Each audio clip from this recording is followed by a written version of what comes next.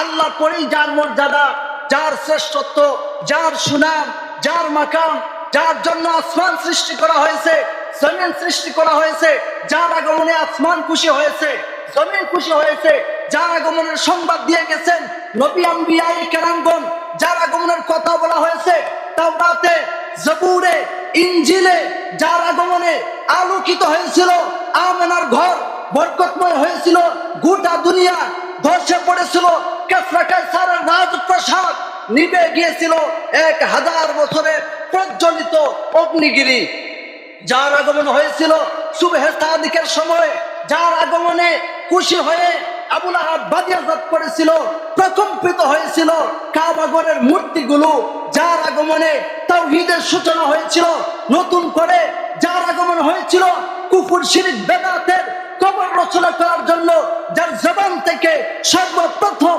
উচ্চারিত হয়েছিল আল্লাহু আকবার, আল্লাহ সবচেয়ে বড়। নেক কাজ করতে পারা, ভালো কাজ করতে পারা, আল্লাহ পাকের ইবাদত করতে পারা, মাওলার গোলামি করতে পারা, এটা ভাগ্যের ব্যাপার। ইবাদত করা, আল্লাহ পাকের দাসত্ব করা, এটা শক্তির বলে হয় না, জোর শক্তি থাকলেই হয় না, ক্ষমতা থাকলেও হয় না, টাকা পয়সা থাকলেও হয় না। ইবাদত করতে হইলে, আল্লাহ পাকের দাসত্ব আর গোলামি করতে হইলে মাওলা পাকের দয়ার ইহসানের প্রয়োজন হয়। যার কারণে দেখা যায় যে লক্ষ কোটি কোটি টাকার মালিক, কিন্তু তার দ্বারা ইবাদত হয় না। অনেক সম্পদের মালিক, অনেক জায়গা জমিন আছে, আলিশান দালান কুটা আছে, বাড়ি আছে, গাড়ি আছে, নারী আছে, সব আছে, বন্ধ হইয়া ঘুরা বেড়ায়, জিন্দেগিতে মুক্ত নামাজ পড়তে। এজন্য সবার টাকা পয়সা দিনের কাজে লাগে না, সবার শক্তি দিনের কাজে লাগে না। আল্লাহ পাকের ইবাদতে সবাই নিজের জিন্দগি কাটাইতে পারে না। কারণ কি? বলে মালিকের কাছে তৌফিক চাইতে হয় যে আল্লাহ আমি আপনার গোলাম হইতে চাই। আল্লাহ পাকের দাসত্ব করতে হলে, মাওলা পাকের ইবাদত করতে হইলে আল্লাহর কাছে চাওয়া যে হায় আল্লাহ আমি আপনার ইবাদত করতে চাই। যদি আল্লাহ পাকের তৌফিক হয় তাহলে দেখা যায় ব্যক্তি নামাজ পড়ে। যত বেশি আল্লাহ পাকের কাছে তৌফিক চাইবেন তো দেখবেন যে ইবাদতের মধ্যে মন বসে, ইবাদত করতে ভালো লাগে। আর নামাজ পড়েন কিন্তু মজা লাগে না, ইবাদত করেন মজা লাগে না, বলে আপনার ইবাদতের মধ্যে মাওলার যে প্রেম, ইশক, মোহাব্বত, এইটা এখনো অর্জন হয়নি। এটা কিভাবে অর্জন হয়? বলে আল্লাহ পাকের কাছে তৌফিক চাওয়া, আল্লাহ পাকের সাথে সম্পর্ক জোড়া, আল্লাহ পাকের কাছে বেশি বেশি করে মুনাজাত করা যায়। আল্লাহ আমি আপনার নেক বান্দা হইতে চাই, আপনাকে রাজি খুশি করতে চাই, আপনার গোলাম হইতে চাই, এমন গোলাম যে গোলামকে পরকালে হাসরের ময়দানে আপনি লাঞ্ছিত করবেন না, জাহান্নামের আযাবে দিবেন না, আপনি দয়া কইরা যাদেরকে জান্নাত দিয়ে দিবেন, ওই রকম ভালো একটা গোলাম আমাকে বানান।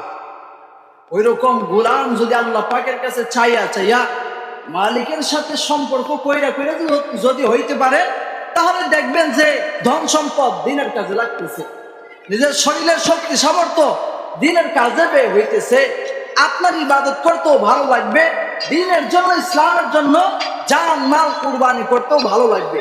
আর না হয় দেখা যাবে যে মসজিদ মাদ্রাসায় দিনে কাজে 5টা টাকা আল্লাহর বান্দা দিতে তার জান মারে না, তার মন মারে না, কারণ তার ওই ইশক আর মহব্বত মালিকের জন্য নাই। কত মানুষ আছে খুশি হইয়া লক্ষ টাকা দিয়া দেয় ওয়াজ মাহফিলে, মসজিদ মাদ্রাসাতে, দিনে কাজে। আর কত মানুষ আছে যে 5 টাকা 10 টাকাও তার কাছ থেকে আদায় করা যায় না। কারণ কি?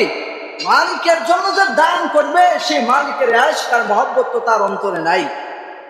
এই জন্য দিনের কাজ করতে পারা, দিনের কাজ করে অহংকার না করা, আল্লাহ পাকের শুকরিয়া আদায় করা যে হায় আল্লাহ আপনার দয়া, ইহসান আর মেহেরবানিতে আমি দিনের কাজ করছি, আলহামদুলিল্লাহ আপনি এটাকে কবুল করুন। আমাদের অনেক মানুষ আছে যে নামাজ পড়ে, কিছু তাসবিহ তাহলিল করে, জিকির আজকার করে, ইবাদত করে, কিন্তু মানুষের কাছে কাছে বইলা বেড়ায় না, এরকম না। ইবাদত করতে পারা, ইবাদত করে আল্লাহ পাকের কাছে শুকরিয়া আদায় করা যে আল্লাহ আমার সম্ভব ছিল না আপনার গোলামি করার, আমার ইচ্ছা শক্তি থাকলেই তো আর হবে না, আমার ওই রকম শক্তি সামর্থ্য ছিল না নামাজ পড়ার, মাল কুরবানি করার, আপনার রাস্তায় দেওয়ার, দিনের কাজে ব্যয় করার, মসজিদে দেওয়ার, মাদ্রাসায় দেওয়ার, না আমার কোনো শক্তি ক্ষমতা ছিল না। আপনি দয়া করেছেন, মেহরবানি করেছেন, এহসান করেছেন, আমার দ্বারা আপনি এটা করাইছেন, আলহামদুলিল্লাহ আমি করতে পারছি, এখন আপনি এটা কবুল করেন। এই জন্য ইবাদত করার পর ইবাদত যাতে আল্লাহ পাকের কাছে কবুল হয়, মাওলা পাকের কাছে চাওয়া যে আমার নামাজটা কবুল করেন, আমার তাসবিহ তাহলিলগুলো কবুল করেন, আমার কোরআন তেলাওয়াত আপনি কবুল করেন, আমি যে কাজটা করলাম দিনের জন্য এটা আপনি কবুল করেন। আলহামদুলিল্লাহ, মহা আনন্দ এবং খুশির বিষয় যে এই বাড়িতে আজকে একটা ওয়াজ মাহফিল হইতেছে, একটা দ্বীনি মজলিসের আয়োজন করা হইতেছে। আলহাজ মনু হাজি সাহেব এবং তার ছেলেরা এই যে এখানে একটা দিনের মাহফিল করলেন, ওনারা চাইলে এখানে একটা গানের আসর জমাইতে পারতেন, করছেনও, এটা স্বীকার করেন। কিন্তু এই যে একটা দিনের মাহফিল করছেন, দিনের মাহফিলের আয়োজন করা, গান বাজনা আয়োজন করার মধ্যে রাত দিন তফাৎ। আপনি একটা ভালো কাজ করলে, নেক কাজ করলে, এটা রৌশন আলো, নূর, উজ্জ্বল নক্ষত্র আকাশের তারকার নিয়ে, এটা আজকে বুঝে আসবে না। কারণ আজকে মানুষ নেক কাজ করলে এটার গুরুত্ব কি এটা বুঝে না, যার কারণেই দেখা যায় যদি গানের আয়োজন করে মানুষদেরকে দাওয়াত দিতে হয় না, ঘরে ঘরে আইতে।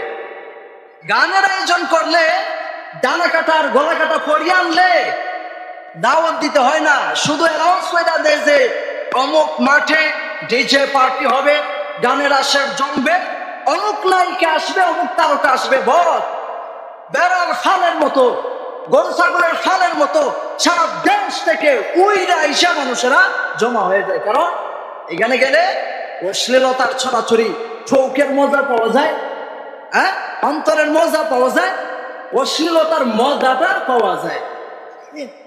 আর এখানে একটা দিনে মাহফিলের আয়োজন করা হয়েছে, এলাকার সর্বস্তরের মুসলমানদের প্রতি আমার আকুয়ার আবেদন, আপনারা ওয়াজ জানেন, খুব জানেন, এটা ঠিক আছে। আজকালকের জামানার মুসলমানেরা ওয়াজ জানে, মানুষেরা ভালো কথা বলতে জানে, কিন্তু নিজে আমল করতে জানে না।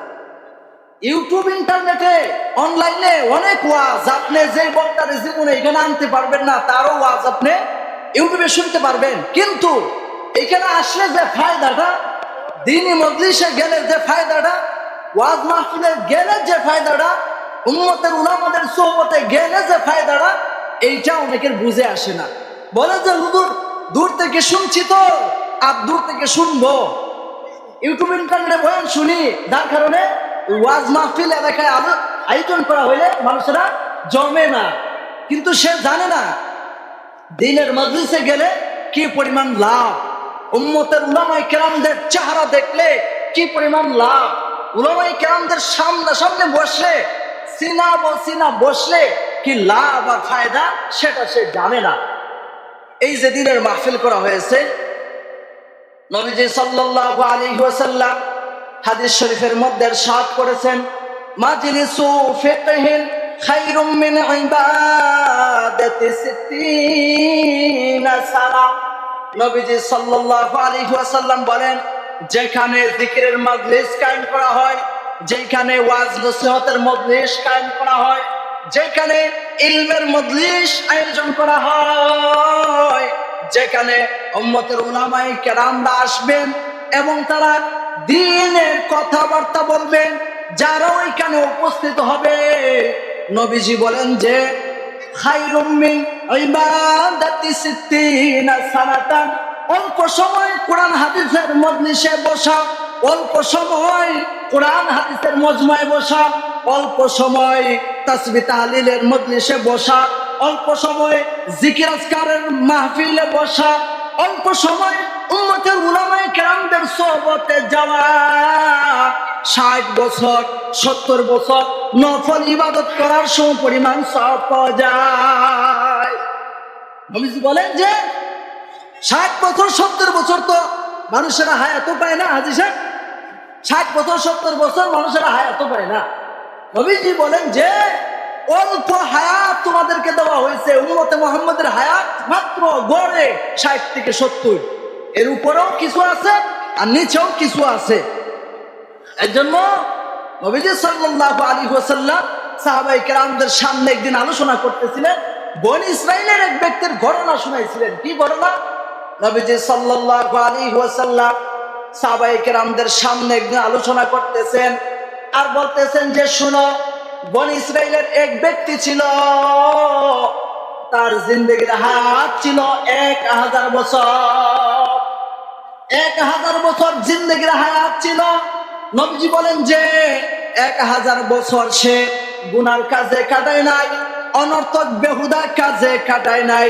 নবীজি বলেন যে শুনো আমার সাহাবীরা, ওই ব্যক্তি 1000 হায়াতের জিন্দেগিতে আল্লাহ পাকের ইবাদত আর গোলামি এমন ভাবে করেছে যে জঙ্গলে যাইয়া ইবাদত করতে করতে মাওলা পাকের ইবাদতের হালতে তার জিন্দেগির 1000 বছর কাটাইয়া দিছে। নবীজি সাল্লাল্লাহু আলাইহি ওয়াসাল্লামের সামনে বসা সাহাবায়ে কেরাম ওনারা বলেন, ইয়া রাসূলুল্লাহ, তাহলে যে ব্যক্তি জিন্দেগিতে 1000 বছরের হায়াত পাইল সে তো কিয়ামতের ময়দানে বিনা হিসাবে জান্নাতে চলে যাবে, কারণ তার জিন্দেগির হায়াত অনেক লম্বা। এইরকম লম্বা সময়ের হায়াত তো আমরা পাবই না। আমাদের কি অবস্থা হবে? আমরা 60-70 বছরের জিন্দেগির হায়াত পাইলাম, যারা 1000 বছর হায়াত পাইলো তারা তো অনেক ইবাদত করেছে, তারা তো জান্নাতে আমাদের আগে চলে যাবে, তারা তো কিয়ামতের ময়দানে বিনা হিসাবে জান্নাতে চলে যাবে। আমাদের তো মর্যাদা তাদের সমান হবে না। নবীজি সাল্লাল্লাহু আলাইহি ওয়াসাল্লাম বলেন, শুনো বনী ইসরাইলের লোকেরা, আমি মুহাম্মদুর রাসূলুল্লাহর উম্মত নয়।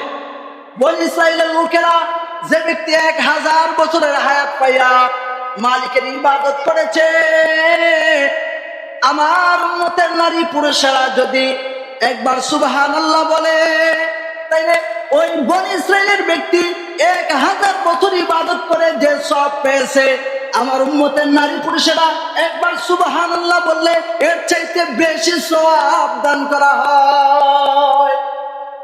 এই হলো উম্মতে মুহাম্মাদীর মর্যাদা, তাদের বৈশিষ্ট্য। যে নবীর উম্মত হওয়ার জন্য অনেক নবী আম্বিয়া কেরামগণ পর্যন্ত আফসোস করেছেন, যদি নবী না হইয়া আখিরি জামানার নবীর উম্মত হইতাম সৌভাগ্য হইতো, খুশনসিব হইতো।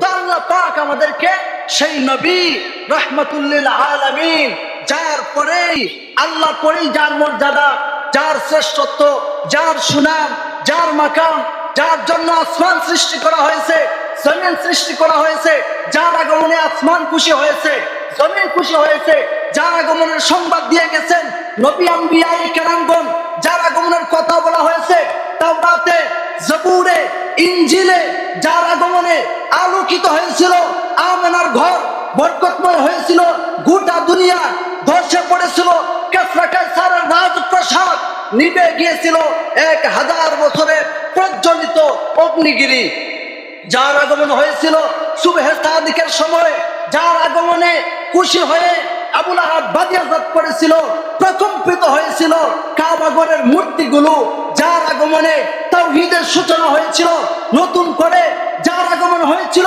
কুফর শিরক বেদাতের কবর রচনা করার জন্য, যার জবান থেকে সর্বপ্রথম উচ্চারিত হয়েছিল আল্লাহু আকবার, আল্লাহ সবচেয়ে বড়। এমন বরকতওয়ালা নবীর উম্মত আমাদেরকে আল্লাহ পাক বানাইছে। এটা আল্লাহ পাকের দয়া, ইহসান আর মেহেরবানি। এজন্য ভাইরা, এই মাহফিলে আসলে কথায় কথায় সুবহানাল্লাহ বলবেন, আলহামদুলিল্লাহ বলবেন, আল্লাহু আকবার বললেন, এরপরে দিনের মজলিসে বসলে তো এইরকম অনেক বেশি সওয়াবের ভাগীদার আপনি হইবেন। এগুলো হচ্ছে দিনে মজলিসে, দিনে মাহফিলে আসার ফায়দা। আপনি দূর থেকে ওয়াজ শুনতে পারবেন, ঠিক আছে, ইউটিউব ইন্টারনেটে ওয়াজ শুনেন, এটাও ঠিক আছে, কিন্তু ওয়াজ মাহফিলে গেলে যে সব পাওয়া যায়, যে রৌনক পাওয়া যায়, যে আলো আর রোশনি পাওয়া যায়, ওইটা দুনিয়ার অন্য কোথাও পাওয়া যায় না।